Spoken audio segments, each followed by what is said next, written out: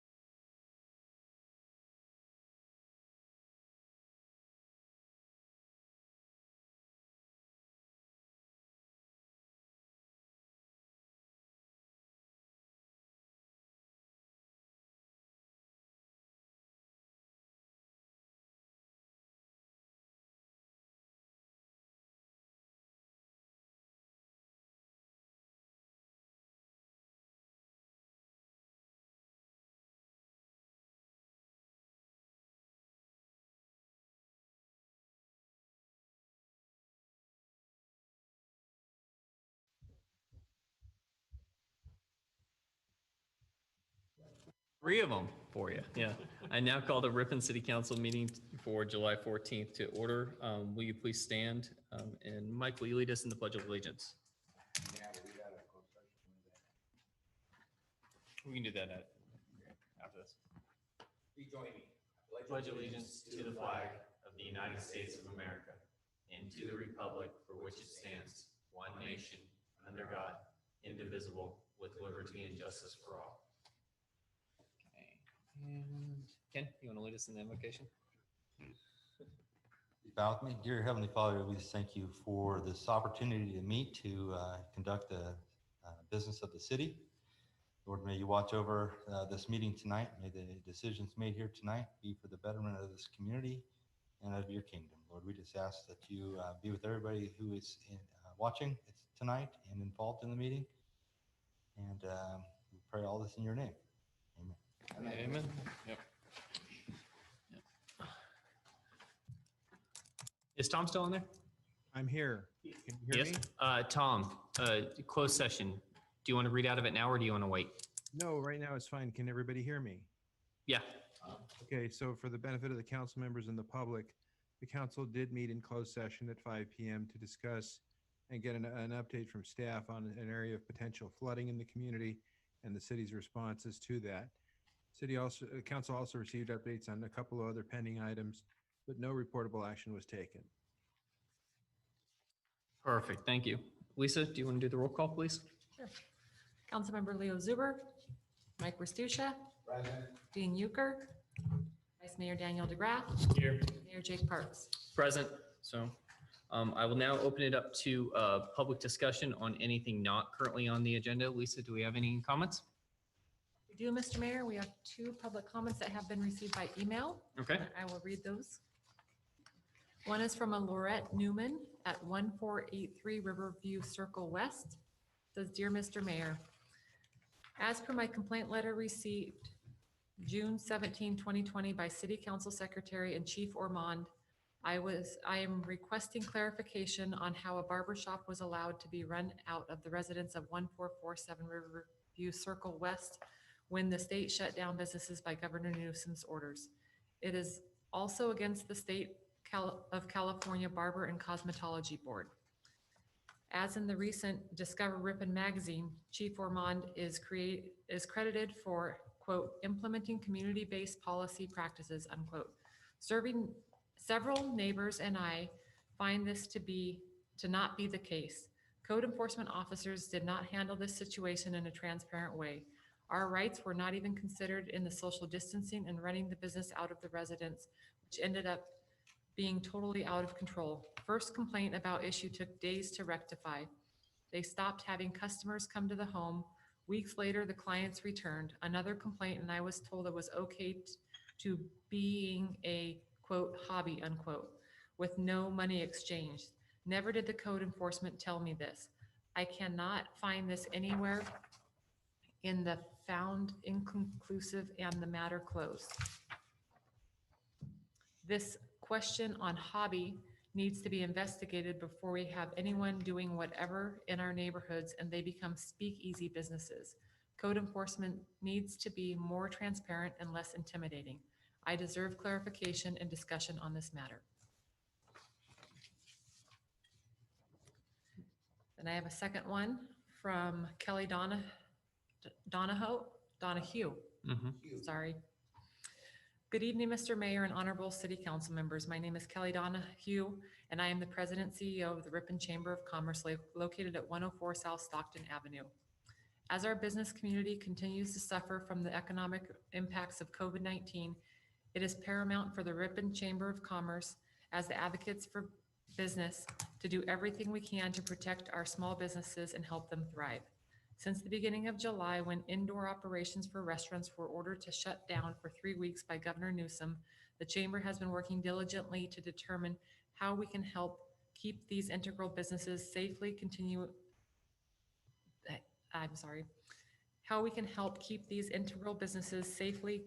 operations outside.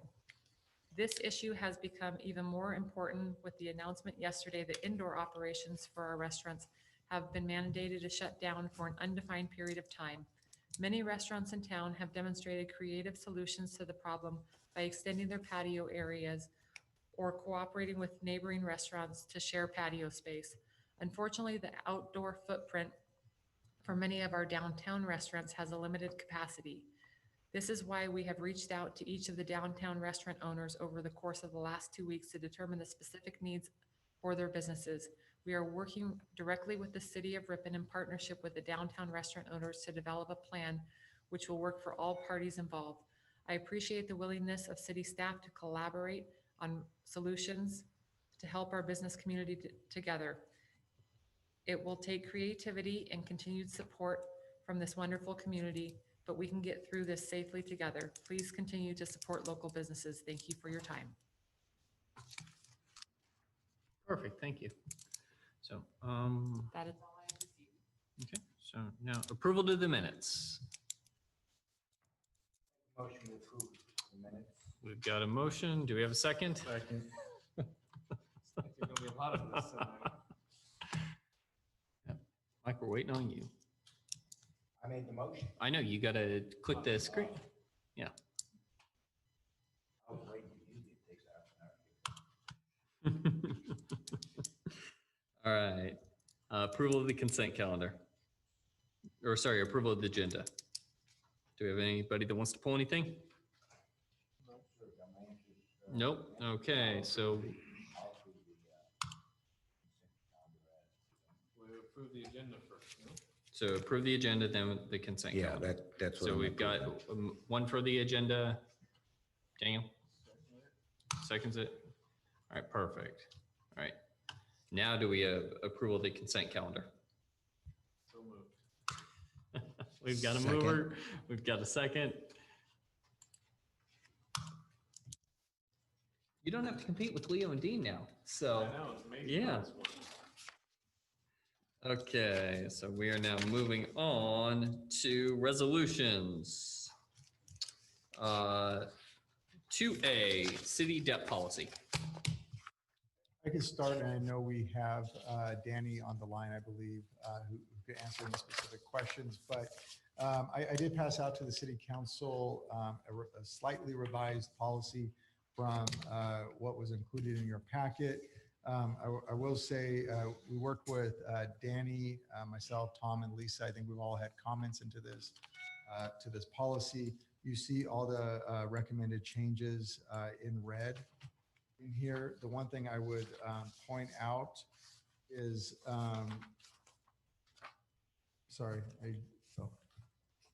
have the right one. There's a highlighted area. It is under 2AD of your of the packet that you have, or the new policy that you have, or we made a couple additional changes just to clarify the second sentence of that. We had to reorganize it a little bit. But besides that, like I said, what you see on here as track changes are the changes that we've made or suggested to the debt policy since last time we spoke. Okay. I have some questions. So, let's see here. Let me figure my notes out here. Why is the word limited in there, and if needed, needs to be reworded? Let's see here. Number one, the last sentence. You know, since you can't highlight on here, it's hard for me to figure out. Thought I put it. Oh, encourage those that benefit from facility improvement to pay the cost of that facility improvement without the need for the expenditure of limited. Why do we have limited in there at all? I mean, shouldn't it be without any general funding resources? I mean, isn't the idea that this thing would be like 100% financed? Well, okay, I'm sorry. Under findings. One, the last one, bullet two, point. three, 4, 5, 6, 6 bullet point down.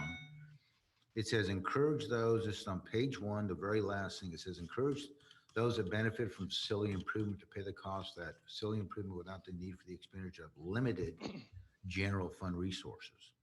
I mean, wouldn't the plan be to put this thing together without any general fund resources?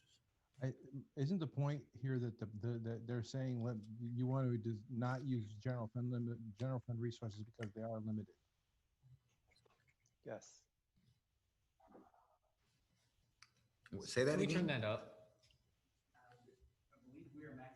Are we? Okay, so just, I think when they say limited general fund resources, they're saying that's just descriptive of what our general fund is, that we have limited general fund resources. Yeah, it's not saying to use a small amount of the general funds. It's saying that the general funds are a small amount or limited. It I don't says want to limited. use, I don't want to give. Why do you even need to have that last part in it without the need of general fund resources? Yeah, just in general, Period. general fund. Because the way I read it was, we can do it, we can use general fund resources, but not very much of it, is the way I read it. So it was unclear to me. That's why my comment was, why is the word limited in there? If it needs to be, then it needs to be reworded so I can understand it. You want to delete limited? Well, I'm just thinking that if it costs us $1 million, we can still put $100,000 of general fund money. That's not what it's saying, but that's the way I'm reading it. You could read it that way, yes. Yeah, exactly. Not the way it was intended to be read, but But that's where I read it. that's the way you read it. Yeah, so just I'm get- saying that, why do we even need to why do we even need to address the general fund at all? Encourage those that benefit from the facility to pay the cost of the improvement. so Period. you want to end the sentence right after facility improvement? You could, Or you could say without the need for the expenditure of general fund resources, or you could say without the need for the expenditure of general and or fund resources which are limited. without the use, I mean, whatever it I- is. I think it's a semantical thing. You just want to remove general. It fund is, from but there. if I Yeah. read it that way, another person's going to, and two No, I people know. aren't, so. Right. 10 years from now, someone might not read it the same. No, exactly. Okay, so how are you order? You know what my intent is. Okay, the next one is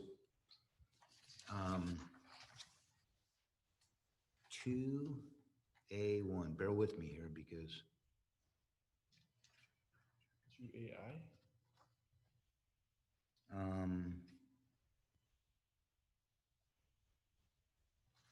there's something that talked about CIP. Where's that? My notes say it's on 2A, number 1. Yeah, it's long-term debt. Long-term debt may be issued to refinance the construction acquisition of capital improvements in facilities, equipment, and land to be owned or operated by the city.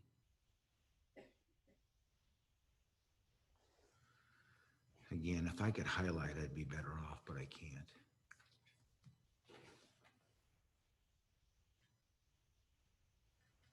What was your comment? I have no idea. It says explain the CIP exception.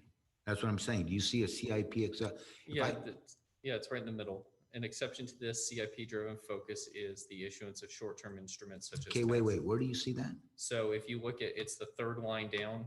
About Oh, 3/4 an exception to of the CIP-driven focus is the issue of short-term instruments such as tax revenue, which are to be used for prudent cash management purposes, as described below. So what we're saying is we can still borrow money for operating expenses. Is that what it says?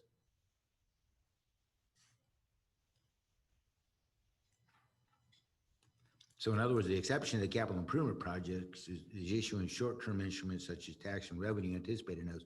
So we can still issue tax and revenue anticipation notes, right?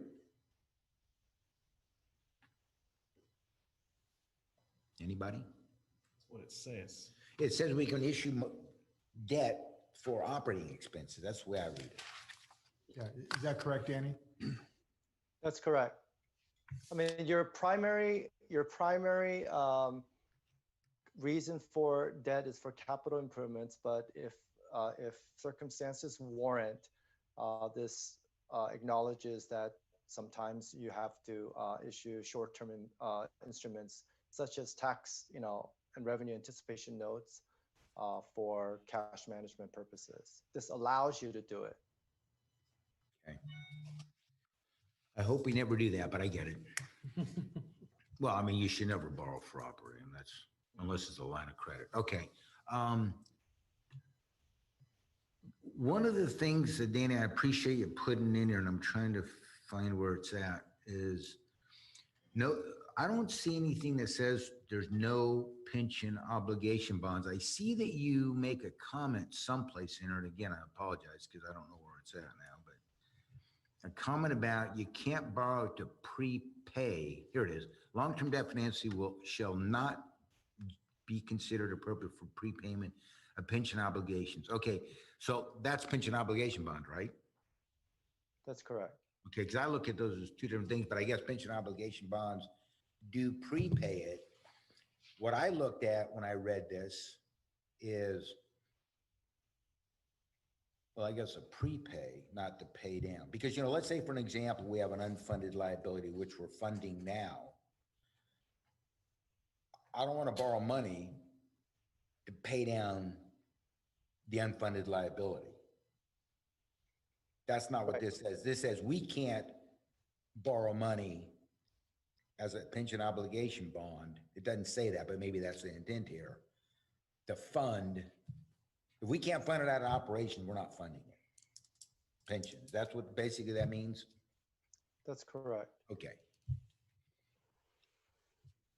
I'm used to the word pension obligation bond, but no, that's fine if that's.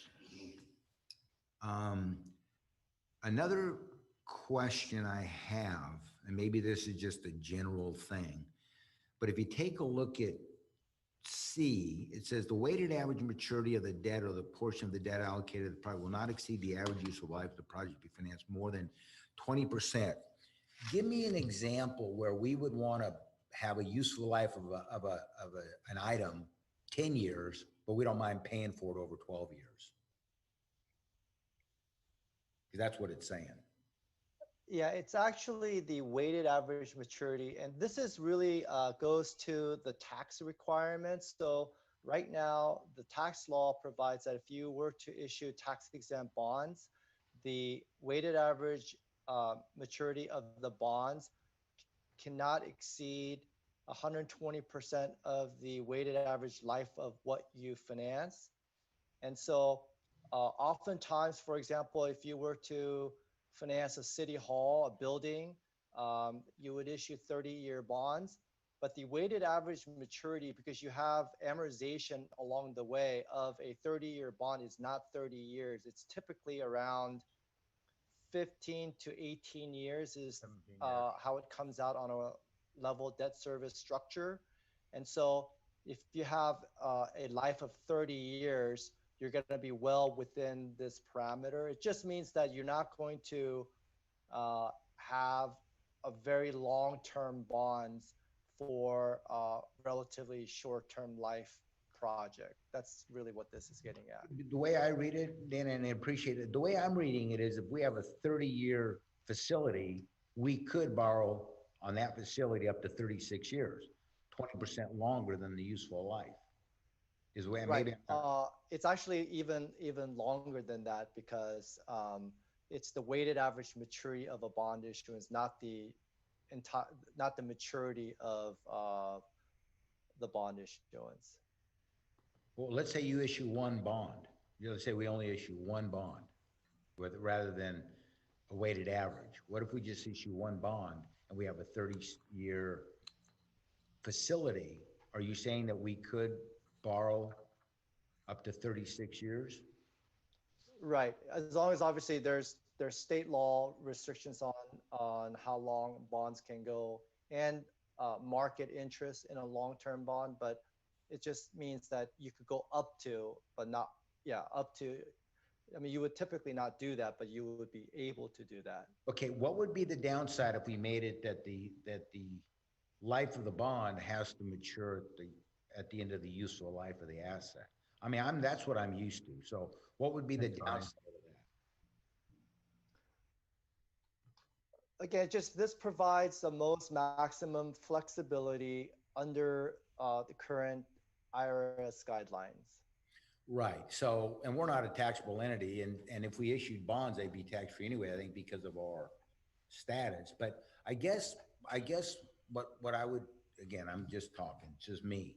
This is informative, so it's informative, so keep going. Well, I mean, to me, I'd rather say that it can't exceed the useful life of the asset, and if we decide later on to exceed it, it becomes an exception. rather than, it could be end up being, if it's in there, we could do it every single time. If it's not in there, that means it has to come back to whoever's up here at the time that has to make that decision to modify this at that time or to, waive it or something like that, rather than, because technically, based on that, we could go out, 36 years on everything we borrowed. It's on a 30-year life of an asset. And then if we decide later on to make an exception, I'd rather do that. I mean, that's my opinion. I mean, if you got a car that's going to last you 5 years, you know it for sure. You're not going to get a 10-year loan on it. Or if you know it's going to last you 10 years, you're not going to get a 12-year loan. You're not going to pay 2 years on a car You're not gonna that pay you've 2 already years traded in again, or it's already gone. it's already, yeah. Forget depreciation, because some stuff actually appreciate, but I'm just saying I'd rather match the useful life to the term of the debt. Is all I'm saying. And if you need an exception, then you go back and get it that later at the time when it's actually necessary for some reason. Yeah, I mean, I would rather do, that's just me. That's what I'm used to. But I defer to you guys, what you think. What do you think, Kevin? I mean, I was just thinking about the scenario when this would happen. I mean, a lot of times when we're talking about capital projects, you're really not going to be in this situation. I think that you're right. It's probably more the exception. We're talking about wastewater treatment plants. We're talking about, some sort of large capital project. It's just in my own mind, I'm just not really sure what scenario where we're going to do this. So I agree, putting it as an exception. I'd rather do that. It probably makes a lot of sense. Okay. That was going to be my question too. Like, what scenario could you see that? Is this actually happening? And I can't picture one. And Danny, I appreciate you putting it in there, because that's, I know that's kind of a standard thing, but Ripon's not standard. Okay. Also on C, we talk about, bear with me, somewhere we're talking about the debt coverage. Oh, I know what it is. I'm sorry, Councilmember. On that one, we will change it. We'll add a period really after, we'll say, shall not exceed the average useful life of the project to be financed, period. Yeah, I think that's fine. That's Okay. fine. The next one, a comment I have is on the debt coverage ratio. Now, bear with me. And Danny, you'll appreciate this after I bring it up, maybe, I hope. Where's the debt coverage ratio in that same? It's type of debt, B, revenue bond.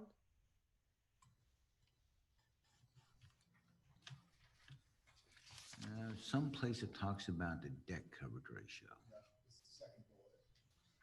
Okay, the weighted average, no.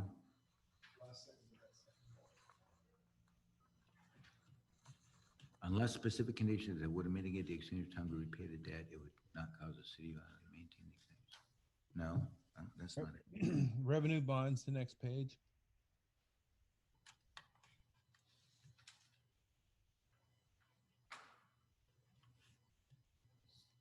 Yeah, there was a sentence added that says revenue bonds shall have a debt service coverage requirement of at least 125%. Okay, now where do you see that in? Under revenue bonds, bullet point, under section B, types of debt. It's on Page 4, Mike. Should be the second bullet. See, I can't, is there a way we can finally highlight some of the stuff on our pad? Okay, well, anyway, I can't find it, but my point is, auditing banks for 20 years, everybody uses a different definition of debt coverage ratio. And I'm wondering if we need to, oh, now I see it.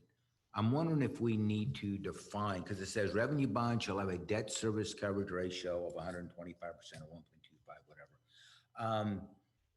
Do we need to define that? And the reason I'm asking is I mean, I could tell you, after 50 banks, there's, 30 different ways they calculate that. Now, maybe from a city or a public entity, maybe there's one way and you don't need to define it. I know what I would use in it, but many people use different debt coverage ratios. And I know that, is there a standard, I guess, for public entities? If there is, then it's meaningless for me to even make the comment. Yeah, I mean, I would say enterprise revenue bonds, typically what we see is 125% coverage based on net revenues of the system. And then you can start getting, down the rabbit hole of defining what net revenue means, which is, gross revenue less operation and maintenance expenses. And then you got to start talking about what's revenues and what's operation and maintenance expenses. So this can get, we can spend 2 pages on definitions, if we start sort of getting to that level. You don't have to get that deep. It's revenues less expenses divided by the debt. I mean, that's really what it is. But I know there's different places that, calculate it differently. So, okay, if you guys are happy with it, then that's it. If I remember right, when we do go out and get bonds, I thought they do define how we calculate the coverage ratio, if I remember right. Well, I know the ones we've done, we've thought they've been pretty good. So, okay. Let's go back now to, again, I apologize. I probably won't be able to find what the heck I'm talking about here. Lease back needs to be, on the lease back. So issuance of lease back debt is a commonly used form of debt that allows the city to finance projects where the debt service is secured via a lease. So the question I have, when we do it as a city, do we have to follow the same rules? So in other words, I can tell you there's been entities that have done leases rather than CapEx because it's an operating item. Under the new accounting rules, do we need to capitalize those leases? So in other words, what I'm getting at is, I want it to be very transparent to the public when we do this, that if we have to capitalize the lease, that the debt actually shows on the balance sheet. CPA? Yeah, so typically in audited financials in, note 9 usually, you'll see all the capital leases, including lease revenue bonds or certificates of participation listed as long-term debt. Okay, good, perfect, thank you. That answers the question. I just wasn't sure, I just wanted to make sure.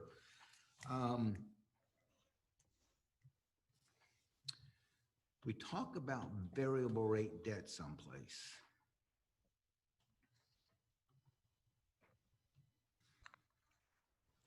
For your word search here. Variable index used to cover the issue. A1D.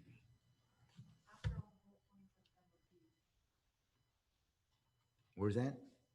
After all the bullet points of B, After all the bullet points of B. it's the first sentence of the next paragraph. To maintain a predictable debt service burden. Yeah, so to maintain. Okay, but we talked about, okay, so my question, I don't remember all this stuff here, but my question is, if it's a variable rate note, I think we need to think about, do we still want to keep a standard 1.25 debt coverage ratio? Because if it's variable rate, 1.25 can get eaten up pretty quick. Do we want to, in other words, we're going to go fixed at 1.25, but if we decide to go with a variable because it saves us money now, because the rate's lower, if the index moves up, the debt coverage gets impeded upon, do we want to consider maybe a 1.35 or a 1.4 or something, since it's variable and it could move up and it could, deplenish our coverage? That makes sense? So if you're a variable rate note and you borrow at 4% and you got a 1.25 debt coverage, and it's a variable rate note and the note goes to 5%, you don't have a 1.25 anymore. You've got a 1.1 or something. So do we want to start out with when we do a variable rate note, a 1.35, or do we want to maybe, if the variable rate has a cap, we're going to underwrite it at the cap to come with the 1.25. So you inherently, you can have a higher debt coverage when you start out. I mean, I think there needs to be some thought put into, from our standpoint as a city. Dan did it right. Danny did it right. But from our standpoint, to me, I would like to see a higher debt coverage ratio, because that's kind of where you start impacting your cash flow. Well, where do you normally see that at then? Oh, every time you see a variable rate loan. I mean, even if you get a mortgage, I think they do that. But I know at banks, if you've got a variable rate loan, they'll underwrite you at a higher debt coverage ratio, because especially today, because there's only one way we think rates are going, right? Hopefully. But it's pretty standard to have a little bit of coverage. because it will get, the- So what I would say is the 125 coverage is a minimum. And so every bond issuance will be presented to the city council for approval. And so if council at the advice of staff believes that a higher covenant should be required, then the staff would be instructed to structure the bond issuance with a higher coverage, and the council would only approve a bond issuance with the higher coverage that it deems appropriate. And so there will be safeguards to make sure that if in fact you were to entertain a variable revenue bond, which is fairly unlikely because it just doesn't happen very often. But there is a safeguard for the council to make that sort of decision at that time. well, and I appreciate that. And yeah, you're right. We can do anything we want. I guess my point is that, Should be noted in the policy. is that I'd rather have the policy more strict and have that as an exception rather than, Relying on catching it later or something. yeah, I mean, I just, some gets missed and all of a sudden we go, yeah, 1.25, we miss it. And all of a sudden we move on and don't think about it. But we would have to think about it if it says 135 or 14. When we look at it, we go, oh my gosh, hey, but 1.25 makes more sense. I'd rather be an exception that we approve that way than the other way. You know what I'm saying? Yeah, just have it. I mean, the intent of your point is to make the policy more strict, make us more aware later on, rather than have a vague policy that we have to catch all these things every time. It's better to catch them in the policy and then make an exception than to not catch it at all and make a mistake. Well, I mean, I just think when you start borrowing money, most people can't even borrow their own money responsibly.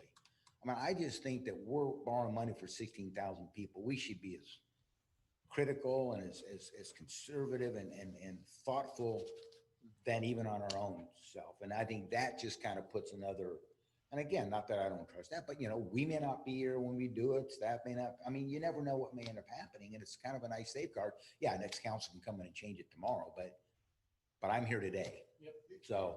And I guess this is a question for the council. Is it best to just provide to state in the policy here what that process is as you go down and look at a variable rate debt, like as Danny described, you do an analysis, you determine your coverage, and make it a very public process to go through, or do you define that number now and say it's 1.4 or whatever that number is?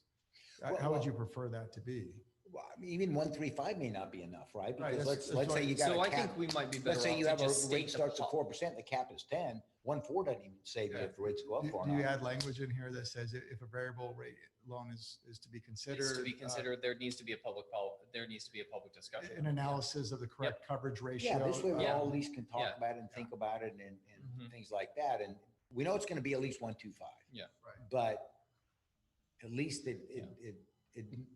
it's going to be thoughtful Mike, and I process think before. this it's done. provides some guardrails for what you're talking about. Well, I just So want to long make as sure it's- we're protected.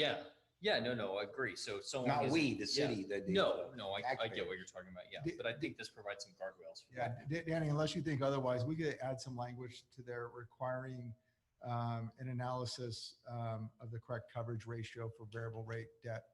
Right, just force that consideration Mhm. through the policy. Well, and that may be even better because let's say it's got it starts out at 4 and it has a cap of 5.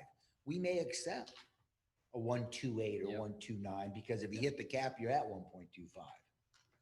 Rather than putting it at 1.35, then you'd have to violate the policy. But in that So- case, Yep. first of all, the minimum's 1.25 regardless of how you look at it. So it's got to be at least that, but it could be something different if we go through. I don't know how you word that, but I think you want to word it wherein the ability to adjust that is made depending on what type of issuance you're talking about in the project and so forth, rather than saying we can do it by way of exception to the policy. I'd prefer fewer exceptions to the policy and more flexibility built into the policy. Supposed to smile, Tom. Plus a smile, Tom. Yeah, that's fine. But you know what I'm trying to get at. And that's, if that works best, but we still get to the same end game, then I'm okay with that. I need to bring these things up. That's all. 1A D. Oh, we talk about a 3% refund rate twice. Is that intended that way? We talk about it at the 1, 2, 3, fourth paragraph down under D, but then we also talk about it under 2AD. Net present value savings of at least 3% of the refunded debt will be considered economically viable. Then when you go down to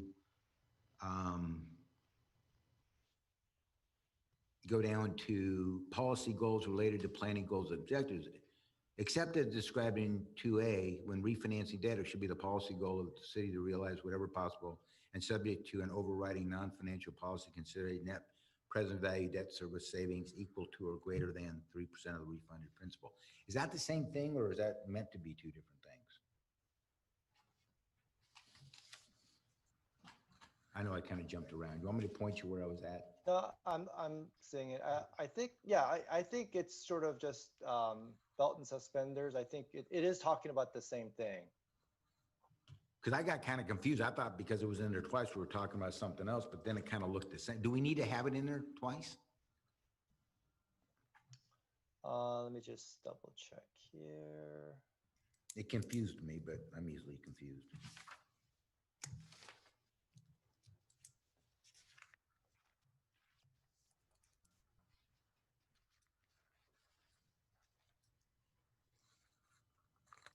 I think it was in there before and then you redlined it up top and we just forgot to take It it was out. always in there twice.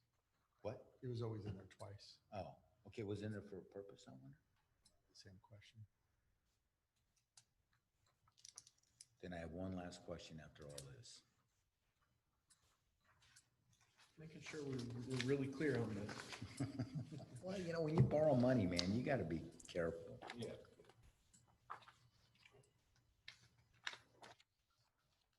I don't borrow money.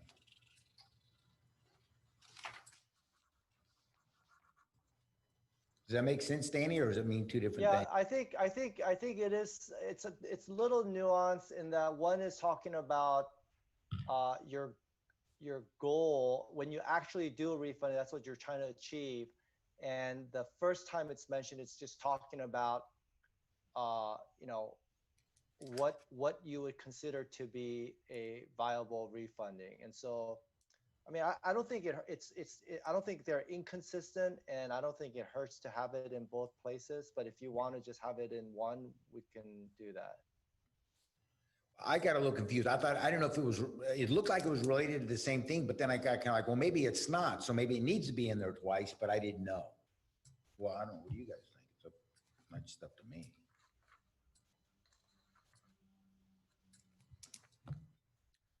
I mean, if you're saying it's okay with being in there once, I'd rather see it once because then I'm less confused, but I'm an old guy, so I get confused. Danny, unless you see a problem, Right. we could delete that under policy goals related to planning goals and objective. Yeah. Okay. That's fine. Yeah, if you're okay with that, Danny. Mhm. Okay, Yeah. one last question. I think this was the policy we talked about, and maybe it's in the ordinance that it would require a 4/5 vote to change this. And I didn't see that in here. Because we all said last time, yeah, we ought to make it difficult to kind of change some of these things, not because we don't trust people or whatever. It's because it ought to have a full discussion. And 4/5 is a full discussion and everybody's got to agree to it. Wasn't that this policy we were talking about? Mhm. I didn't see that in there, but then I didn't read the ordinance because it kind of reverberates whatever this is. I think it needs to be in either that or the ordinance.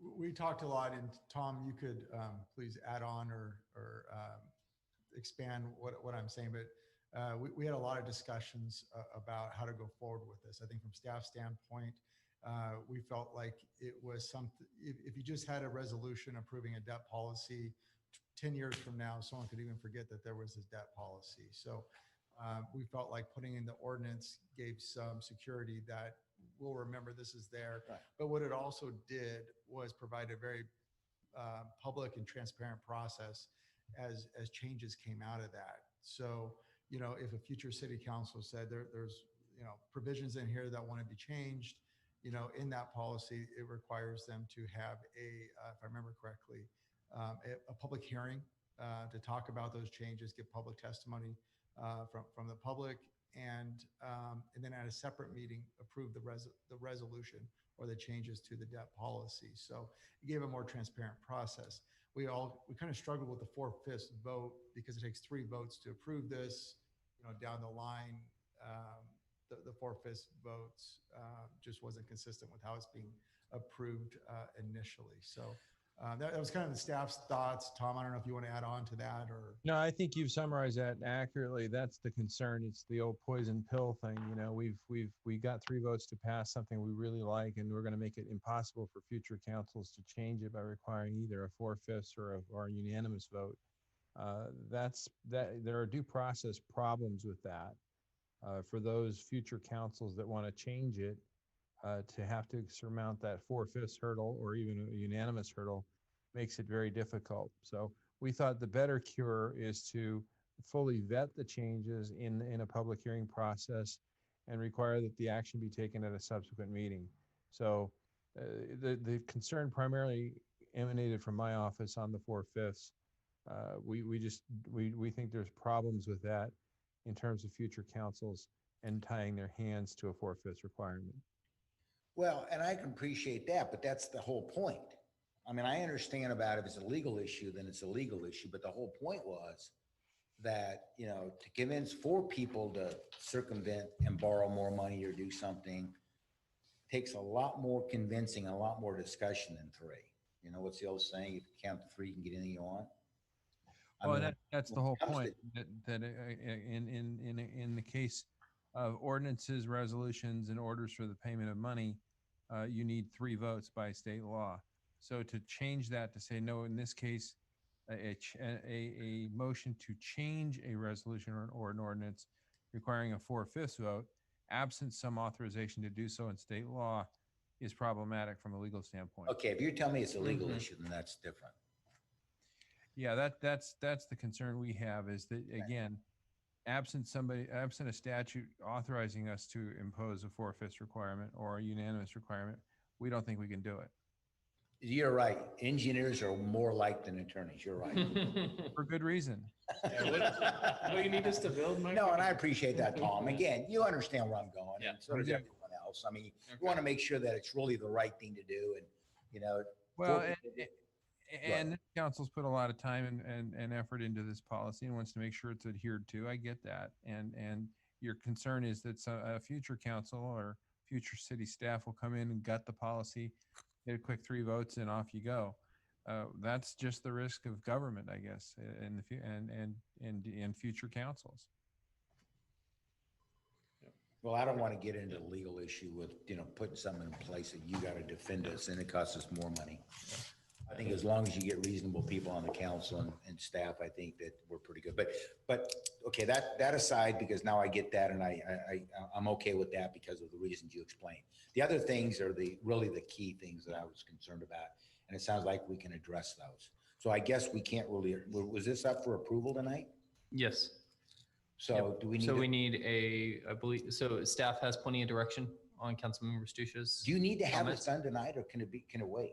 I'm just going to ask Danny the same thing. I mean, I think we've delayed it once. I don't know. So Danny, what do you think? So when would the next council meeting be to adopt this? When do you need it? Second, yeah. Yeah, I mean, we could do it. We could that call way, a but special meeting. yeah, it'd if be you need it. a month from now. So August. August looks Second, like the it's the second 11th. Tuesday of the month, or third.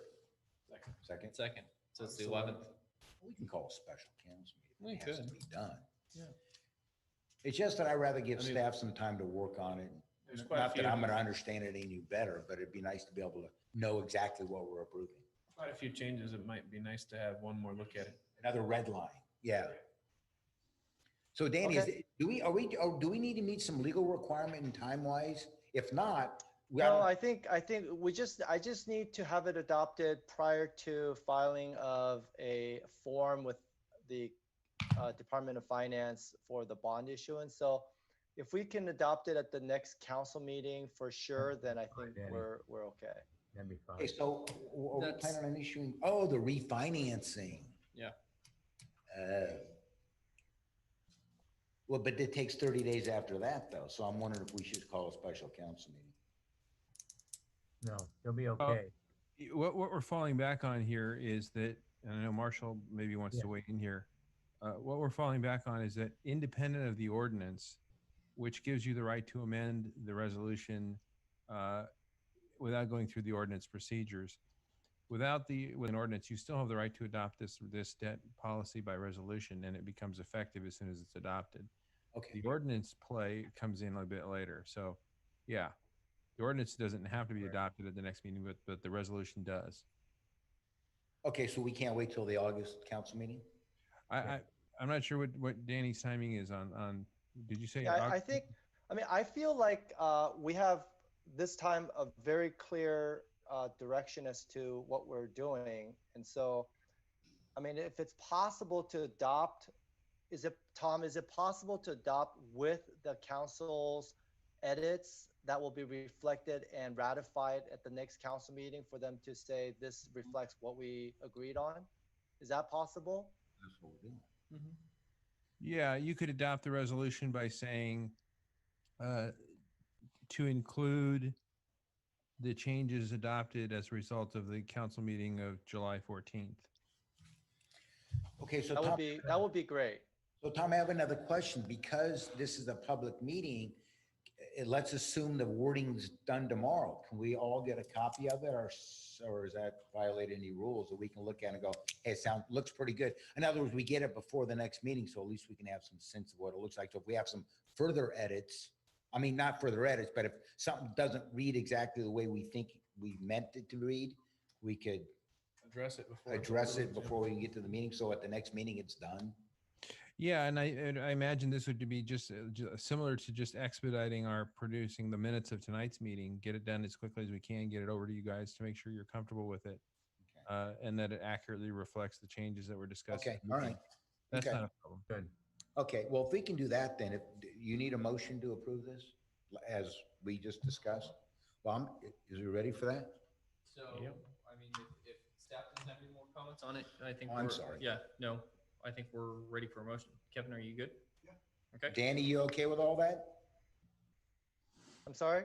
Are you okay with what we just talked about then? Yeah, I mean, Tom, we're approving with the changes requested by council, Right. and they will be given the edits to ratify at a subsequent meeting? Yeah, and in fact, there may not even need to if the edits are accurate per the Okay. minutes, then we Okay. won't even bring back the resolution. We'll just do second reading of the Oh. ordinance. Okay, perfect. So Tom, if you were me, how would you word the motion? I would say to adopt the resolution establishing the debt policy, subject to the revisions made by the council at tonight's meeting. You know, I couldn't have said it better. That's my motion. We've got a motion on the floor. Second that. We've got a second. Thank you, Tom. All right, just waiting on the vote button to light up. We're waiting on the mayor. Yeah, you're Thanks, waiting on the Danny. mayor. Thanks, Marshall. You're welcome. Take care. Okay, you Pleasure. too. Show vote. There you Appreciate go. it. Take Okay, care, bye-bye. everybody. Be Nope. safe. Waiting on me. You too. Sorry, All right, guys. perfect. And Sorry for all that. but- resolution Good passes. stuff. Resolution 2B. Take care. Bye-bye, City of Ripon Procurement Policy. Mr. Warner. Yes, Mr. Mayor, that is my item. So this is a follow-up to the purchasing systems ordinance that we adopted earlier this year, and then also in response to a finding during the 18-19 audit that we were not in compliance with a change to the regulations by the Office of Management and Budget offices. In addition, we have taken the opportunity to create a more formal document in the way that we do procure projects and commodities and materials and capital replacement items. So I have given a slight revision to a couple of pages before you, but some things that we want to call out and to summarize for you guys is that on page 2 of the policy, it states that the purchasing officer is the city administrator or his or her designee, of which that is the city clerk, and that's also noted in the resolution. And then another change that we are doing, we will be rescinding a resolution from 1990, where the city administrator was able to settle claims up to $2,500. This policy will set that amount at $5,000 instead of the $2,500. In addition, department heads are granted the authority to procure materials and capital replacement items, and the city administrator is granted authority to procure services and projects up to $10,000. There's a number of appendices to this policy, but I think the most helpful is Appendix D, which is a table that summarizes the purchasing thresholds and the authorities that are mentioned within the policy, and it's just a little 2-page blurb, which I think has been very helpful just to kind of summarize everything into it. It'll be a good reference for staff going forward. With that, I'm happy to answer any questions you may have on the policy. Turn over to the council. I have a question. Councilmember Stusha. This is actually good too, Lisa, your cheat sheet here for the auditors, because they can actually audit back to this.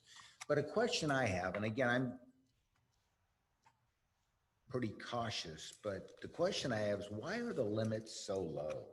5,000 and 10,000. You know, you've got people in the city running, you know, hundreds of $1 million of assets, and we ought to be able to procure something more than 10,000 bucks at the city administrator's level. And the other thing for $5,000, is there a reason why it's that low? And maybe I'm the only one thinking that, but my God, I mean, if everything's $1 million, then it's meaningless. But I mean, if you get some stuff that's 15,000, you got to come to the council. I mean, it seems to me that the threshold ought to be somewhat, I mean, you've got some pretty good controls in place that I think if 10 or 15 or 20 is all the same in my book, if based on the responsibilities we're giving to run a city, for crying out loud. But that's my take. Is there a reason why it's so low? You know, Lisa and I spent a lot of time talking through this, and really what we try to do here is put some structure to essentially how we do business today. So this really wasn't that much different than what we've been doing. So that was essentially how we came up with this, is just putting some structure to how we do business today. Does this hold you up with those lower limits of, hey, you know, God, we got to wait till a council meeting, we got to call a special meeting because we have so many projects that are 15 and 20 and $30,000 I can't write checks for? No, there's some stuff in here specifically with the KUPCA guidelines for engineering. It actually helps us speed up putting projects out to bid with the council adopting that. But yeah, this is mimics very close to our policies in place now. So ahead, Mr. Mayor. Councilman DeGraff, any comments? No, I think I'm good. No, I don't have any either. So we will now motion on floor. Do we have one? I'll move to approve, and I like your cheat sheet. We've got a motion to approve. Do we have a second? I'll second that. We've got a second. We call those cheat sheets. I mean, they're very good to do it, and they're very good for audit. 2C adopts the City of Ripon fiscal year 2020-2021 annual budget. City Administrator Warner. Thank you, Mr. Mayor. We've talked about the budget at great lengths through a workshop, through a public hearing, and then tonight is before the City Council to approve the resolution adopting this budget for this upcoming fiscal year. Obviously, these are unusual times with COVID and trying to predict what exactly that is going to mean for the budget. As I mentioned before, we should be getting some of our sales tax projections here in September sometime. And as I receive those, we'll have a better idea of what really does the revenue bottom of COVID look like for our general fund. And once I get those and be able to put some better projections together, I'll bring back an amended budget to the City Council to consider. That should do that later this year, early 21 kind of time frame. So with that, I'm happy to answer any questions. No, I think that's the appropriate response to take, and especially with the governor shutting everything down again. I mean, we have no idea where this bottom is going to be. Every budget I look at is just a guess at this point. It is. It's really you might is. as well be throwing darts in the dark. And those are your numbers. So I think the biggest part is just having this process in place where I bring back an updated budget and you know, as we start getting those numbers in September, I'll start updating the council then too with what it's looking like as we put the budget together. yeah. More information comes available. I think based on the information you had, I think you did what you could. And, you typically put budgets together and then you have interims to see if you're close to your budget. I wouldn't suspect we'd be anywhere close to this possibly. I mean, I don't anticipate that.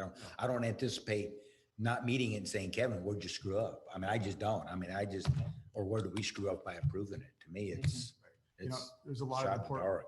yeah, agree. There's a lot of important decisions that are made with this budget and what we are projecting. And it's important to have a better idea of what that really truly looks like as we consider those decisions and how the general fund money is spent.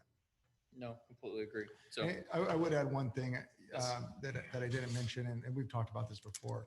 With this budget and this interim budget, there are no capital expenses right now beyond what we need to continue the operations. We really took out all employee benefit increases and any money that can be put off, we're putting it off until we do have a better idea That's smart. of what this looks like. Yeah. So. Very smart. well, and I think it's also important to note that we withheld making capital expenditures for last year's budget as well due to this virus. I'm So gonna have to talk to my wife about that. all right. So, Kevin, do you need a motion? Yes. Okay, so do we have a motion? I'll make a motion. Got a motion? Do we have a second? Second, to approve the resolution for the budget. Yep. Mhm. Everybody knew what you meant, dang it. It was implied. All right, public hearings. Okay, so this is a public hearing to set the amount and to give approval of this, of the levy of the annual assessments for the city of Ripon's 10 landscape maintenance districts. Didn't we look at this before? Yeah. Yeah. think So we have. this is part of the annual process we go through. There is one of the maintenance districts that we're recommending an increase to the levy, to the annual levy on the property tax assessment. The rest all stay the same. But there is a summary table in your staff report that lays all that out, so you don't have to go through each of the districts. But I mean, didn't you give us this a couple of months ago? Last meeting. We've already, we've already seen it. Yep. Okay. Yeah, we have. I was gonna say, it looked almost the same. All right, so turning it over to the council. Anybody on the council have any comments? Nope. Seeing none. Lisa, do we have any comments from the public? Oh, sorry, here. I will now open the public hearing for anybody to come up and talk on item 3A. Or even email things in. Or even email, or Zoom, or text, or Skype, however you Not want to Zoom. do it. It's No, open not game. Skype either, just email. No comments were received. Mr. Mayor. All right, seeing none, we will go ahead and close the public comment section of the public hearing. I'll turn it back over to council. I'll make a motion that we adopt the resolution determining the amount of and approving the levy of the assessments for the 10 districts. So we have a mover. Do we have a second? You do. I will second that. All right, and we have a second. Okay, moving on. 4A. This ordinance sets the amount of money raised by taxes necessary to carry on various functions of the city of Ripon. That is $0. That's what we're going to charge people. Yes. You don't even, we have a mover, we have a second. It's been 0, yeah. so- Second. All right, I'm waiting for the little button thing to pop up. There we go. We got a mover from Daniel. We got a second to Mike. Over to me. All right. Don't we have to wait for first reading and adopt it? We have to say that, or we just adopt it? That's what I. That was his motion. Yeah, that was his motion. He was so quick, it came out and we didn't I hear was it. using the So, recommended Yeah. first reading and adoption. Mhm. there. 4B, this ordinance adds chapter 3.4 municipal debt policy of the city of Ripon Municipal Code.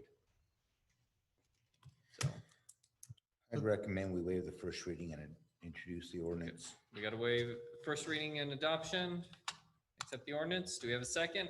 Unless you guys want to talk about it. I think we've talked about that boy enough. Covered our bases already, I believe, so I'll second. All right, moving on. 4C. Goodness. This ordinance amends Title 16, Chapter 16.152, fencing and screening. Yes, thank you, Mr. Mayor, fellow council members. I think we might be sneaking up on a conclusion to this one.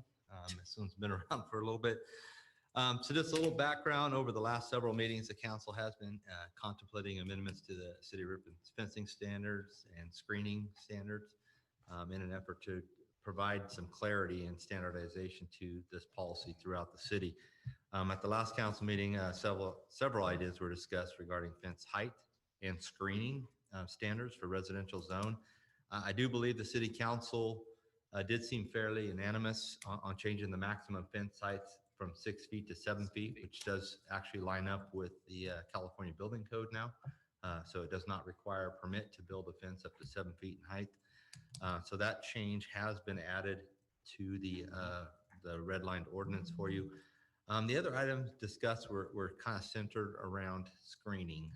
After some discussion, an idea was presented to allow for lattices to be attached to rear fence only and up to 8 feet in height, where rear yards abutted another rear yard, so long as both neighbors agreed.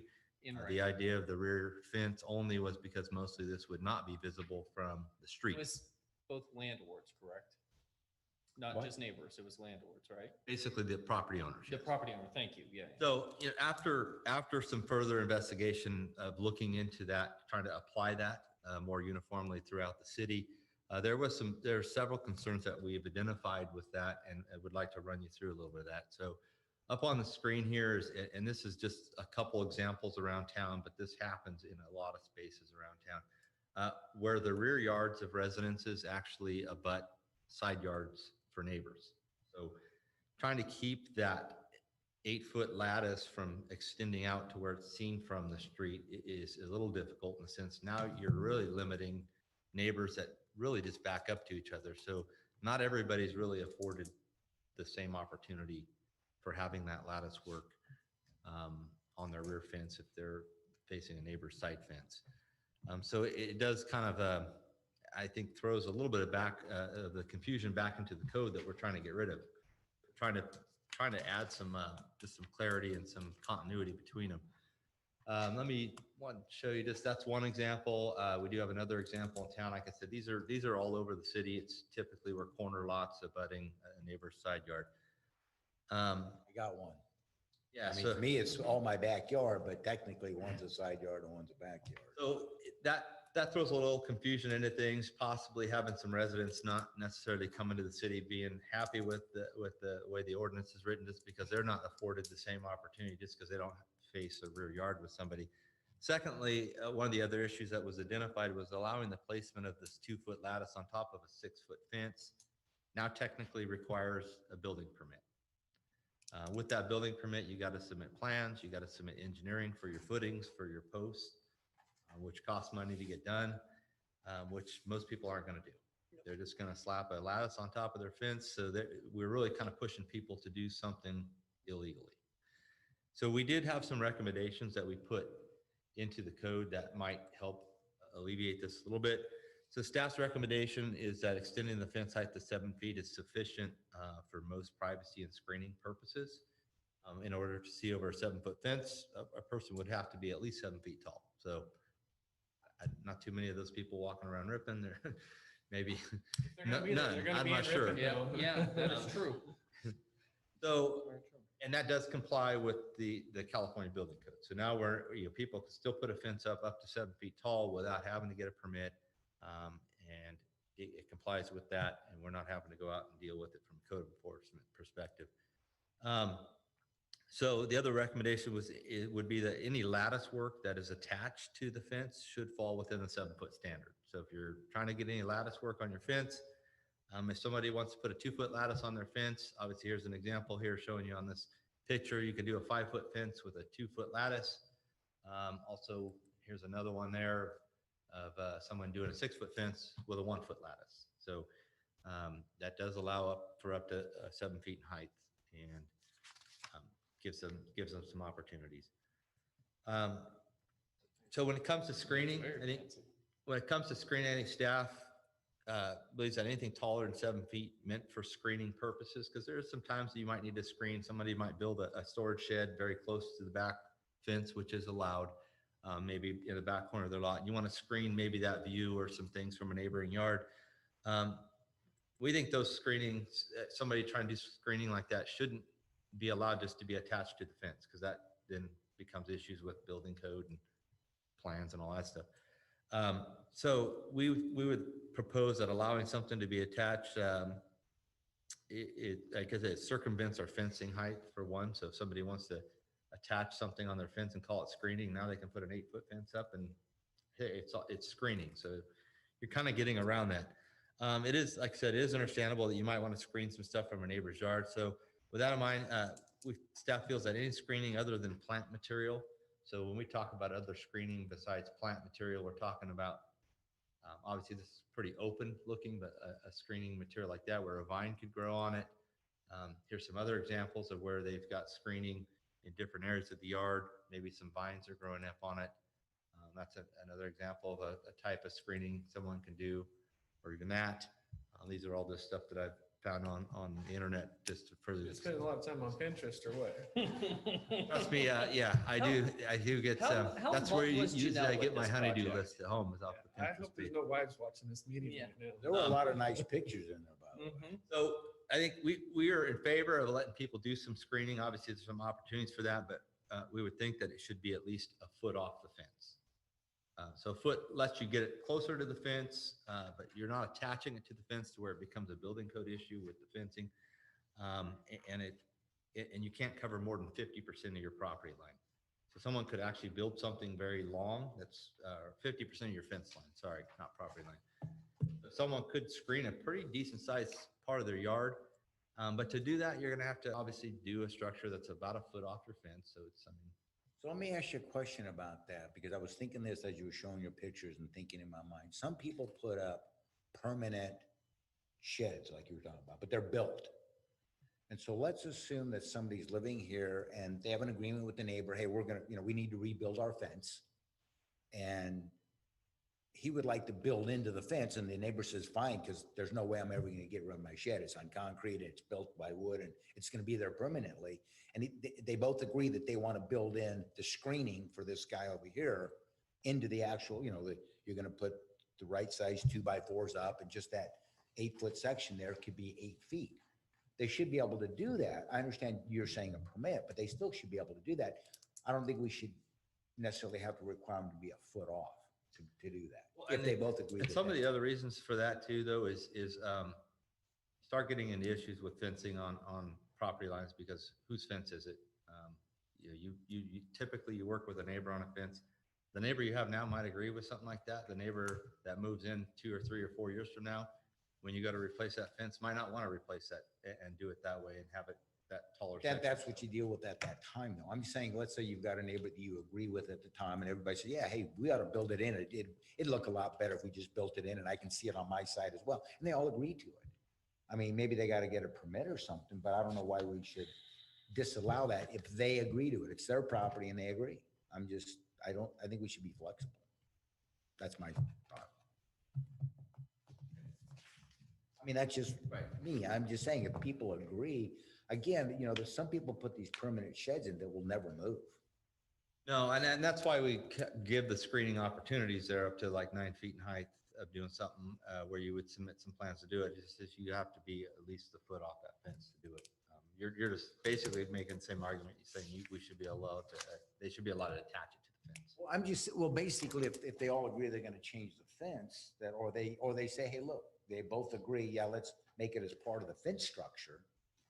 They both agree to it. The people that buy it later on that don't like it, I guess at that point they know what they bought. But I'm just thinking that it's their property if they both agree to it.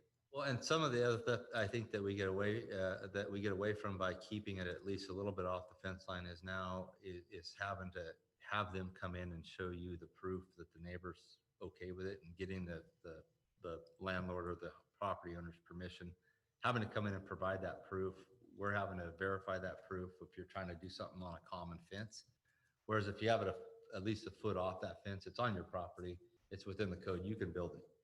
You I just don't have to- disagree with you. I just think you we just ought have to to be able submit to a give permit people to the do it. flexibility rather than just thinking because it puts us out a little bit. I think it's their property. I think we should give them the flexibility. But that's just me. Maybe it doesn't work. If I'm doing something in my backyard, really don't want somebody telling me what to do. And I think that's the way most people think. They're gonna do it anyway. Yeah. That's the problem. And then one of the last recommendations we had, and that we believe could be supported, it's not really included in our ordinance the way it stands now, but we've seen a few examples around town, would be the addition of arbor-type structures over gates and some fences. The overall height of the structure should not exceed 9 feet in height and shall be limited to such fencing where the arbor or structure doesn't extend or overhang property lines. There's a couple examples that we Some of have those in there. look very People do nice. this style over gates. It is, a nice feature that we've seen. It is over 7 feet tall. So, I mean, they could, this would allow them to do these things. We don't want to discourage like people from getting creative with ideas and doing stuff for their yards. Yeah, those I'm are okay nice, with so a- long as it's not hanging over your neighbor's yard. Right. And I'm okay with a permit too, only from the standpoint, you don't want something like that built that's not built correctly and falls and hurts somebody. At least a permit says you got to follow certain Yeah. standards. And Yeah. I mean, if I were doing it, I'd want somebody to okay the fact that it works. You're not gonna go out and do it yourself. You're gonna. Well, no, but I still would want to have, even if I were to do it at my house, I would want them to make sure the city was looking at it. If I hire a contractor to do it, to make sure they're meeting a good standard. And the city's engineer says, yeah, it looks like it's gonna work fine, rather than just depending on the contractor. Even I would want that. So I don't have a problem doing that. I really don't. So those are the recommendations that are in the ordinance in front of you tonight. We went back to a first reading and introduction just because there was enough changes we felt that warranted to start from square one. I think you guys, I've heard some agreement from you guys with maybe the exception of allowing it to be attached to the fence. So I'll leave that up to the council to discuss. And we can obviously work it in and have a second reading and adoption at the next meeting. Either way you want to go with it. Right now, the way screening is defined in our code, it would have to be a foot, at least a foot off the fence. And no more than 50% of the fence line. So if you have 100 feet of fence, you can cover no more than 50 feet of it. That part makes sense. The only, again, as I'm thinking in my mind, people have a tree next to their fence and they don't have a foot to put it up. And it would work at the tree, at the fence line if both neighbors agreed. That would be the only way I mean, I guess I wouldn't want to prevent them from doing that. Maybe they got to get a permit because it's 9 feet or something and it's higher and we want to make sure it's safe and all that.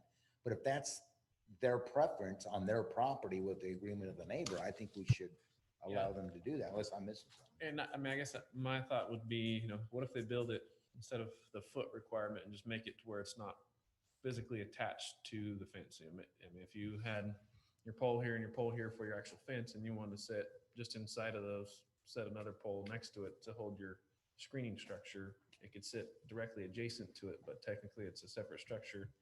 I don't really see any difference between that and being a foot off. Yeah, That would- You're that would inherently work. going to get the person that goes and throws a screw into it and screws them together, but But that would work too. I mean, from my standpoint, I'm just saying I don't want to, it's somebody's backyard. I don't want to start telling. I mean, as long as it looks nice. I know we're trying to keep the integrity of the city and all that, but I would think whether it's a foot off or right up against it probably looks better than having a gap anyway.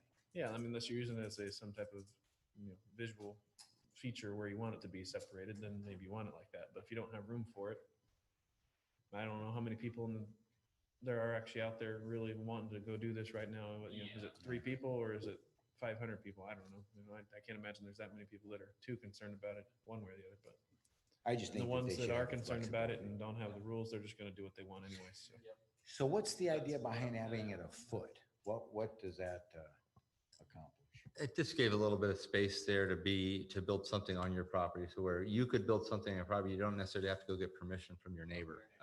But let's just Some neighbors get along fine, others aren't. So you But can let's have some just- neighbors that say, no, I don't want you to build that because it's attached to the fence. And But let's assume they do what Daniel says and they build it next, let's say 2 inches from the fence and they go straight up on their own property. They should be able to do that. We're saying, no, it's got to be a foot. yeah, and you guys can obviously, like I said, you can get rid of that that separation, you can adjust it to, the idea was to kind of keep it on your own property so you can build what you wanted on your property and not have to go get special permission from a neighbor to do something like that. I said, a lot of neighbors work together, some don't. And now a neighbor that doesn't maybe necessarily get along, just because they don't agree, now you're prevented from doing anything screening wise, because it's, if you want to try to attach it to the fence. But That was what we were trying to avoid. But I but mean, there's 2 certainly, inches is still your own property. so certainly we could, Mike, do you just have an issue with the foot? Are you okay with 2 inches then? Well, I'm just saying we ought to let the people decide it in their own backyard. As long as it's on your side of the fence, but not physically attached to the fence. And not hanging over, you ought to be able to do it. I mean, I think if you're on the other side, whether it's 2 inches or a foot, I think the guy looking at it from the other side, I don't think he can tell the difference. That's not gonna make a difference. But it may make a Right, difference to so- the person putting it up, and it's their backyard. Ken, is there still a question on your first slides about the lots that don't back up to a side yard technically? Mine does. actually, no. So that really came into the question that was brought up there was more of like, if we're going to allow, we did talk about at the last meeting was kind of allowing someone to slap up a foot of lattice on top of the fence as long as it was just the rear yards. Right. So the way that the recommendation for the ordinance would be not to worry about that, just allow the screening like we just discussed, whether it's, now we can actually, as long as it's on your side of the yard and not on the fence, you could cover up to 50% of your fence. And it doesn't matter where that is. Otherwise, like I said, we're looking at rear yard to rear yard. There's a lot of people that, really all of a sudden your rear yard is facing somebody's side yard and they're not even allowed to put this up now. So it's like, well, how come I can't do it and he can? And trying to get away from that. Yeah. Well, plus it's the other side. So my neighbor's backyard is my side yard. Yeah, and that's, I live on a corner lot too. So I've got a rear yard fence that faces the neighbor's side yard. So the way we had kind of talked about it is, I couldn't put any lattice work up on my fence because it's his side yard. So we're trying to maybe get rid of that but allow them to do some screening just as long as it's not It just covering. makes the ordinance flexible so that way they can kind of match it to whatever their circumstances is. and they People on don't have to corner touch base lots, with you. people on corner lots still have the same ability as anybody else to Right. possibly do Which some is screening. good. We ought to give that I just flexibility. want to make sure we didn't have any unanswered questions there. So before you guys make a motion too, there is some stuff that we'd like to bring back at a future meeting. There's been some discussion about, there's a lot of fencing out there that's not necessarily, we think, legal. Staff needs a little bit more time to kind of research, when the fencing ordinance came into play and come up with some ideas of possibly how council might want to handle some of those that's out there that's not legal and what you guys want to do. So that would be at a future meeting that we would bring. We'd like to kind of get this ordinance dialed in so people at least know where we're headed with it. And then we can discuss, possible enforcement of stuff that's out there that's not legal. So. Did you get all the stuff in there that Leo brought up last time as well? Yeah, I've got that mostly covered. All right, good. Okay. So what do? We waive So- the first reading and introduce, So or do waive we? the first reading and then, or do we need to or make- you still have stuff to come back with the changes that we've talked about. Okay, Okay. yeah. Okay, so do we have a motion to waive the first reading and adopt ordinance 4C per the discussion items and direction that staff has been given? Yeah, I'll move it. Yeah. Seem pretty passionate about this fence thing. Yeah. so- Me? Yeah, Well, I just, between I debt policy and fences, that really gets Mike going. well, no, it's when it's. Never mind. All right, moving on to 5A, CARES Act funding. Government doesn't have to get in everybody's face all the time. I would agree with you Exactly. on that one.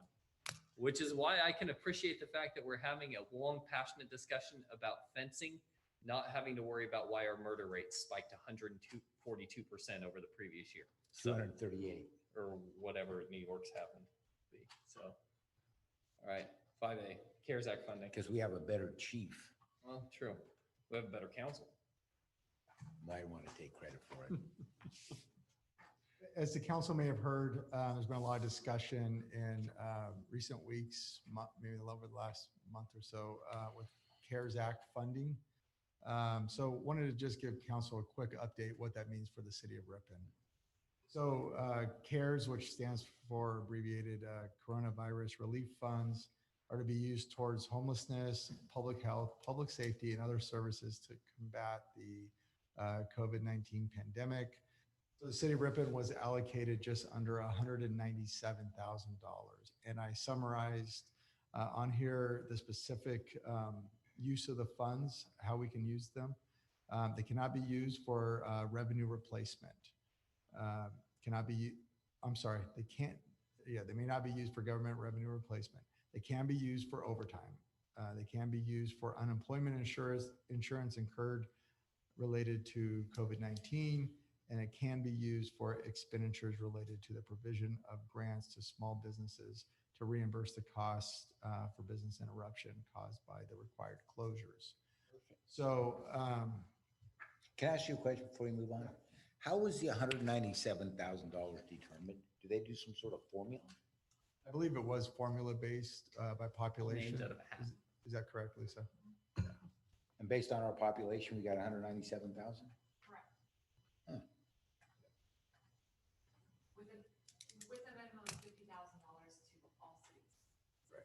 So, and we were in the smaller cities. This slide just summarizes, based off the use of the funds and how we're able to use them. These are what we've incurred so far as at least of June 30th, 2020 as eligible expenses. We've had a number of miscellaneous expenses with buying PPE, disinfectant, shields for the front counter, that type of stuff. Those are all eligible expenses. As of June 30th, we spent just under $11,000, and that was from the general fund. Overtime related to COVID, just above $19,000. Again, that was general fund money. And then the small business grant, where we ended up in that, was $213,000, and that came through the contingency fund. So obviously, this does exceed the $197,000 that we have available to us. This is staff's plan. If there's a different direction from the city council, if something else you want us to consider, we would look for that direction. But you know, our focus, at least from our perspective, is to get reimbursed for the general fund money, and then whatever's left over would go back into the contingency fund. But obviously, that is up to council's discretion. The one other thing I would note, just to make this a little bit more confusing or difficult, is the first two items on that list may be eligible for FEMA reimbursement. So if that does come to fruition, that would free up some more of the money to request CARES Act funding. Our only concern with just relying on FEMA is that is money we may not get. But either way, staff will continue to pursue both routes of reimbursement. Say, assume you put it on back where the small business grants came from. Could you still, I mean, say later on you said, man, we need to cover that, you know, say $30,000 out of general fund. Could you move it back out of the grants fund and contingency fund, move it back into general fund? Yeah, I think there's certainly discretion from the I council mean, to do if there's an that. option to be able to get more funding for that later, I mean, to me, it makes sense to just put it all into the small business grants contingency fund. Yeah, we just took it out of a reserve account. We Yeah. just build the reserve back up. Get back in there and then try and get Mhm. additional funding to cover the rest of it later on. That makes more sense to me. I agree. That's a good way to go. And at that point, so just make sure I'm clear, with the CARES Act funding, we could put it all towards a small business grant, get $213,000.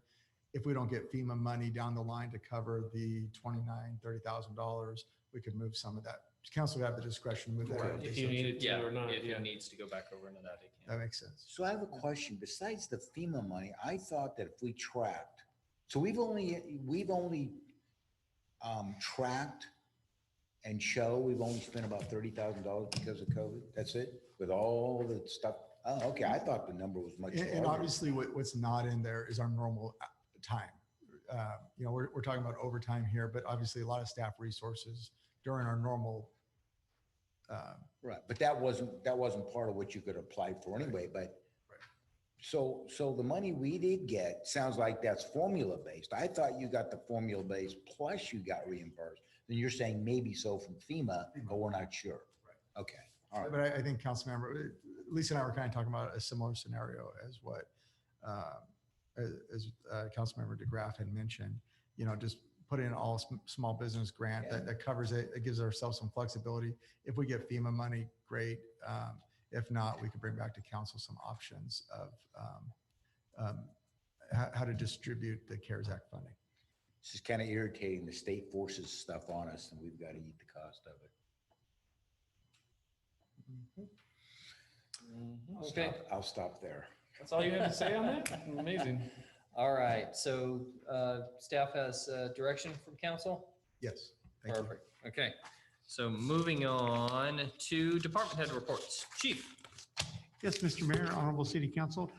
I personally don't have anything to report tonight, but our IT Administrator, Dan Brandon, is going to give an update on the city cameras.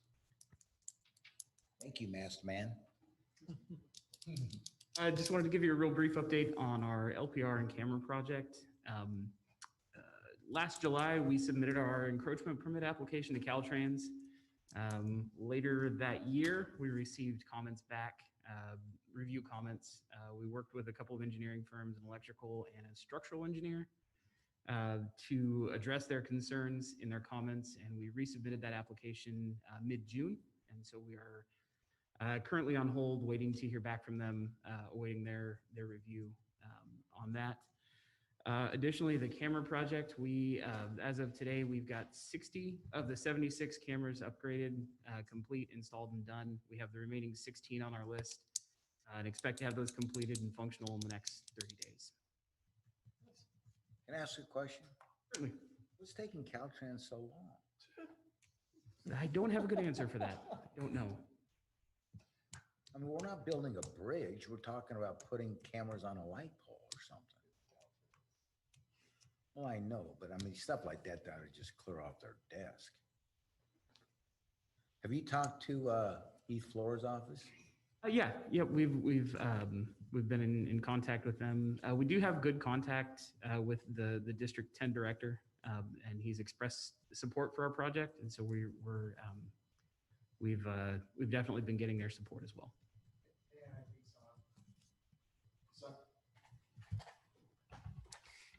Some of the challenges have been to just policy changes within the district. They don't have policy for adding the LPRs as what we're proposing right now. So there's been a lot of efforts being put by the District 10 director to help get some of those policy changes in place and help us work through that part of it too. So it's not just the technical side, but it's also the policy side that's causing some delays. Well, I appreciate everything Caltrans is doing for us. There you go. Mr. Zeidevart. I do have a Sorry, couple- Dan, I didn't mean to cut you off. Were you done? Okay, perfect. Mr. Zeidevart. Yeah, I do have a couple items. Yeah, first is the small COVID-19 small business grant program. So the program was implemented on June 3rd, and applications were accepted up to 5 p.m. on June 24th. So a 3-week period there. The council did allocate up to $300,000 towards the program, with qualified grant applicants receiving $3,000 to assist with monthly rent, lease, payroll, and or utility bills. The city placed the application on the city's website, as well as a nixle to alert Ripon businesses of the grant program. But I would also like to just verbally thank the Ripon Chamber of Commerce and Kelly's team for being such a great help with implementing this grant program. And they did assist a lot of businesses with their applications. They really did a great job with kind of getting the word out to all the businesses and reaching out and getting some feet on the ground for this program. So in all, 71 local small businesses applied and received the grant. Not only did this program assist in some small way with the businesses during this difficult time, it does provide benefit to the city by hopefully keeping these small businesses afloat, which small businesses is a majority of our business makeup here in our community. Staff did receive many phone calls, emails, and even some cards thanking the city council for this much needed assistance during this time. And if the council would like a list of the applicants that received them, I'd be happy to get those to you if you'd like. So just let me know. And now we're into phase 2 closure. So who knows what's going to Yeah, happen. hopefully we don't have to do a second round of that. And second item tonight is next Monday, we do have a planning commission meeting. And we thought we would be able to have an open meeting, but it looks like we're being closed back down. However, there is a couple, there's three projects that are private development projects. One is a gas station and convenience market with an upscale car wash, pretty nice car wash that's wanting to go on the corner of Jacktone and Canal Boulevard. We've been working with them for some time now. There's also another gas station, convenience market wanting to go out on River Road in North Ripon next to Fina's restaurant, which will be in front of the Planning Commission. And then the third private development project is a tap house or a microbrewery that wants to locate in our downtown in part of the NNS, the old NNS site. They'll be doing quite a few improvements there, adding some parking in the alley and doing some parking spaces along Main Street as well. So those are the three development projects in front of the Planning Commission. And then we do have a road, a right-of-way abandonment that runs through a developed site here in town. It's an old right-of-way that we're abandoning. So that's the fourth item. So if you're bored on Monday night, join us via YouTube. Call in if you'd want during the comment period, and we'll be happy to answer your questions. The car wash, it's like a hand wash type place, or is it more just like an upscale drive-through? From the pictures I've seen, they've told us it's actually the applicant said it's going to be a Tommy's Express car wash. If you Google that and click on the images, you'll see kind of their stores. I do believe they're more down south. They do look like a comparable car wash to like a Mr. Car Wash. It is a tunnel type system where you get onto a conveyor belt type system. It brings you through. They You do stay have, in your car? yes. Okay. They do have vacuum stations at the site as well, much like a Mr. Car Wash does, where there's I think eight vacuum stations on the site. The site's a little tight, but it does work. And so, like I said, if you want to kind of get a view of what this thing would look like, you can Google Tommy's Express Car Wash. And yeah. So it's probably not Bristol. It's probably like Prime Shine or Mr. whatever they call Yeah, it. I would liken it to that. Mr. Car Wash bought out Prime Shine, so Right. now they're all Mr. Car. Yeah, Right. so I would liken it to that. I just haven't physically gone through a Tommy's Car Wash. I don't know if it's, But that'd be nice. an apples to apples comparison, but that has been a business that I think I've heard a lot of people in this community asking for. So hopefully it turns out to be nice. Make it work. Yeah, and you can also read some reviews online of people for Tommy's Express Car Wash too.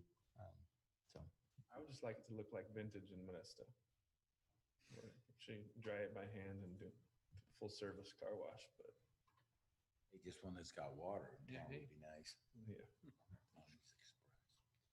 City Administrator Warner.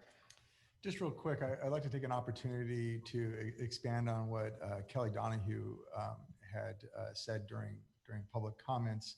Obviously, this is a difficult time right now for businesses having taken a step back with the reopening.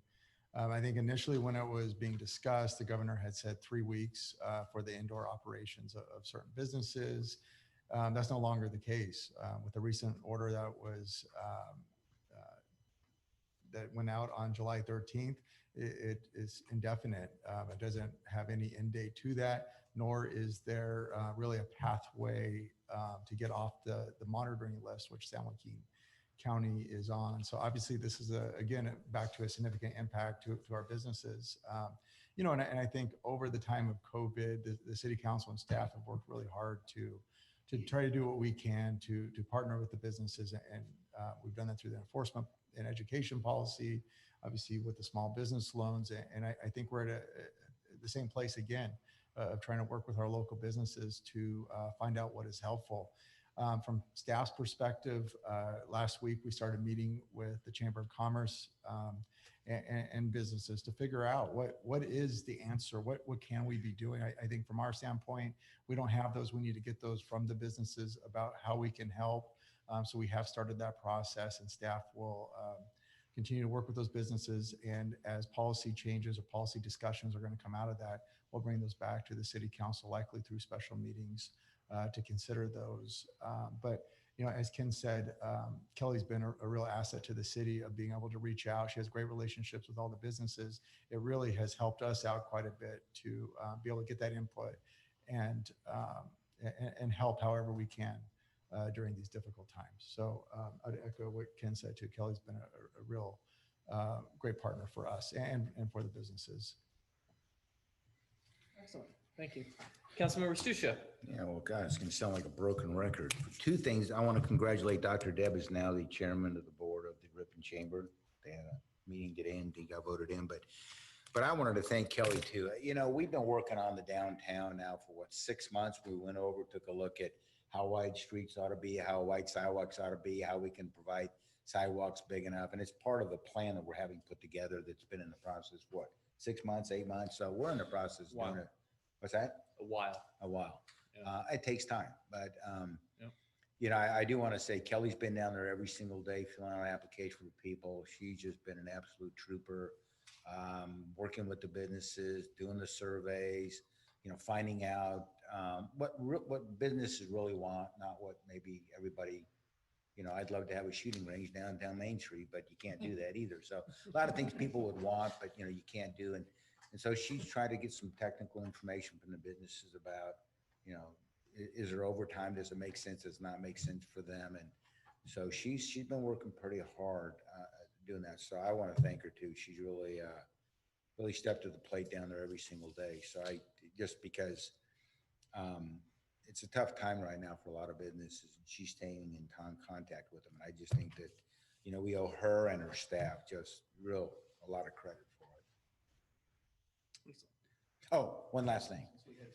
This really probably was more relevant before, but now with the second shutdown about the recycling center, have we, Pease isn't here, but we heard anything more about the styrofoam, whether we can pick it up, about how the cans and stuff will be? Now I bring about the cans and, you know, timing, is it still going to be 2 days a week? And we thought any more about it, or because of the second shutdown, it is what it is still. There have been a number of discussions, and I think probably the biggest discussions right now with the parent faculty clubs. And at some point, you know, what does that transition look like to the parent faculty clubs? I think the one thing that probably changed this week from the last time I talked with them is the school is waiting to see what the school's going to do about when they're going back into session. Okay. But I think there are, I guess to answer your questions, there are discussions happening right now with the parent faculty clubs and what that's going to mean for the recycling center, both the hours and then, like you said, with the can recycling. So let's assume the hours stay the same. They all agree that works. I would suggest that we take off the odd and even, because I think at first it made sense because we had no idea how many people were coming. But I think now it's not all that backed up, that if people are odd and even, they come the same day. It's probably going to even out, because the people that, you know, Tuesdays don't work for people that live in odd numbers and odds. I just think it makes sense that you open it up. As long as you live in Ripon, you can come either day. And at the end of the day, it's going to be the same amount of people coming through. Yep. It's not getting abused. Exactly. Yeah, and I think, Well, like sometime I'm even, so I have to go Tuesday. If I miss Tuesday, it's like, doggone, I can't go. Mhm. I'm not supposed to go. Yeah, no, I like that suggestion. So We could do that. That just makes sense, I think. Yeah. That's all I have. no, Vice Mayor DeGraff. Oh, my turn. You guys got a minute? Wow. Dan, appreciate the updates on the cameras. It's kind of actually amazing to me how many times people make comments about the cameras and what's going on with them or whatever. And it always drives an interesting conversation. So appreciate your work there, and Chief, yours as well. Just in general, the work you've been doing recently with everything that's going on, much appreciated. Entire department deserves lots of credit for keeping us safe and everything going well. To Ken and Kevin's point, and Mike's as well, you guys have all done a great job with city staff as far as keeping us informed of what's going on and staying in tune with what's going on with businesses and everything there. And again, yeah, appreciate everything that the chamber and chamber staff has done. Kelly's done a great job, and we really have a partnership there with them, which has been pretty awesome. So can't say thank you enough to them for everything they've done just keeping us connected with the businesses and everybody downtown. And it's a difficult time. So appreciate all the work everyone's doing. We'll continue to get through it. So thank you. And to everybody listening, I will say thank you for listening. Dan, is there anybody listening still? If you want, maybe. But as always, thank you. Appreciate your comments. Please reach out to us. Provide us your feedback. We rely heavily on input from the public, so give it to us. We want to hear what you have to say. So with that, thank you. And I have nothing to add. So with that, we will go ahead and close the Ripon City Council meeting for July the 14th. Done. Only one gavel bang this time. Getting ahead of